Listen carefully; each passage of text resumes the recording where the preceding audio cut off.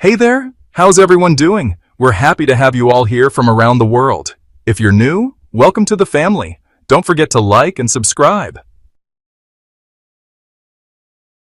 Tel Aviv has declared its revenge on the Houthis, and in return, the Houthis have fired back. We'll make your summer hotter. The Houthi leader says Tel Aviv is trying to save face in Yemen. Tel Aviv admits that Israeli and American attacks haven't deterred the Houthis and that targeted assassinations in Yemen have failed. Now, Lebanese factions are joining the Yemeni-Israeli conflict. Tel Aviv is also realizing that the Houthis don't have a clear military infrastructure. Meanwhile, international airlines are extending flight cancellations, with 200 tickets to Tel Aviv being canceled. Washington is preparing to present a new ceasefire proposal for Gaza, and 4 European countries are recommending recognizing Palestine. Behind the scenes, secret meetings are being held between Syrian and Israeli envoys. Trump warns Netanyahu against striking Iran, saying, "We're close to a nuclear deal." In response, Iran declares a state of maximum alert and reaffirms its commitment to uranium enrichment. Moscow also issues a final warning to Germany. I want to explain why we haven't imposed sanctions on Russia. It's a complex situation and we need to consider all the factors. Trump explains why he hasn't imposed sanctions on Russia. As for Yemen, Tel Aviv is getting frustrated. The Houthis won't back down. It's been over a year and a half since the Red Sea conflict began. According to Reuters, the Houthis, also known as Ansar Allah, announced they launched a ballistic missile called Palestine 2 at Ben Gurion Airport and hit another vital target in Tel Aviv with a Zulfiqar missile. Earlier, Israeli airstrikes targeted Sana'a International Airport in a new escalation that hit civilian infrastructure. One civilian plane from Yemen Airways, the only one still in service, was destroyed. The airport director confirmed there were no casualties, saying the plane was getting ready to transport Yemeni pilgrims and had no political figures on board. According to the BBC, Houthi leader Abdul Malik al-Houthi said the Israeli strike on the airport was an attempt to pressure Yemen over its support for the Palestinian people. He stated these attacks wouldn't change Yemen's religious and humanitarian stance in supporting Palestine. Tel Aviv is trying to regain deterrence after US efforts failed, and the attack might have aimed to disrupt pilgrim travel.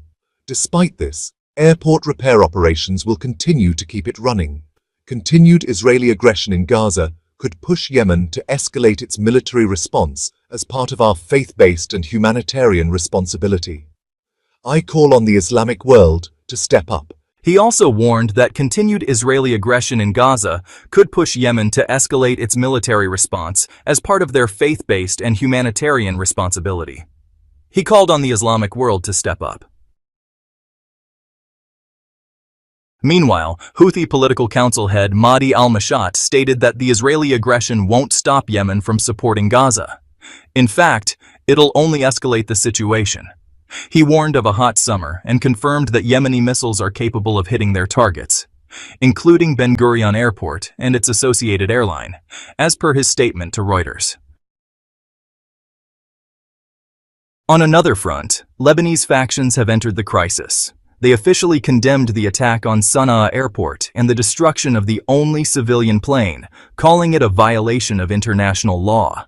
They criticized Tel Aviv for repeating the same mistakes as the United States in trying to subdue Yemen, and praised Yemen's leadership for its strong stance, saying the aggression will only strengthen Yemen's support for Gaza.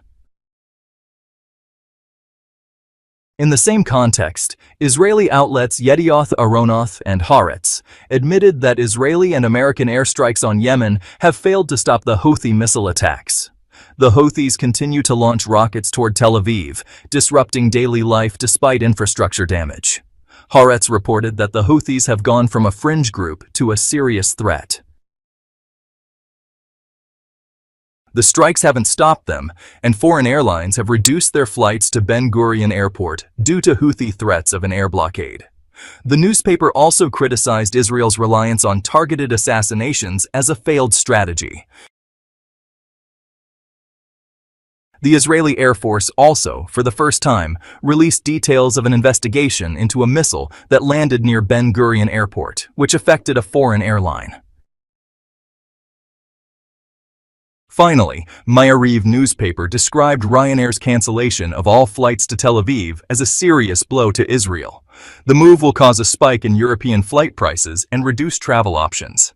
According to several Israeli media outlets, including Channel 2, about 200,000 plane tickets could be canceled in the coming hours, leaving many Israeli travelers stranded.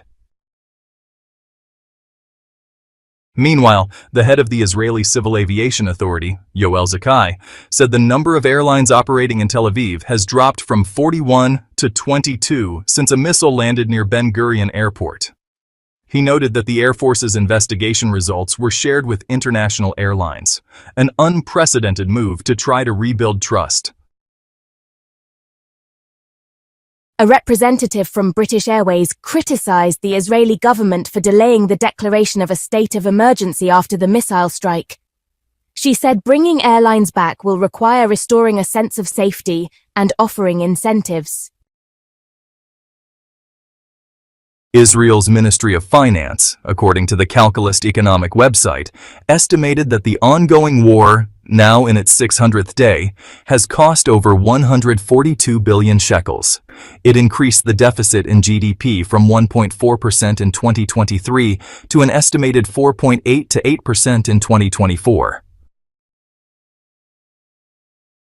In terms of negotiations, Israel's Channel 13 reported that an Israeli official said the proposal accepted by the Palestinian side was unacceptable to Tel Aviv. Meanwhile, U.S. envoy Stevie Witkoff announced that Washington is preparing to send a new list of conditions in hopes of reaching a deal on Gaza. He expressed optimism about the possibility of a temporary ceasefire, urging all sides to consider the proposed solutions to resolve the crisis. He emphasized that the ongoing efforts are aimed at finding a long-term solution to the Middle East conflict.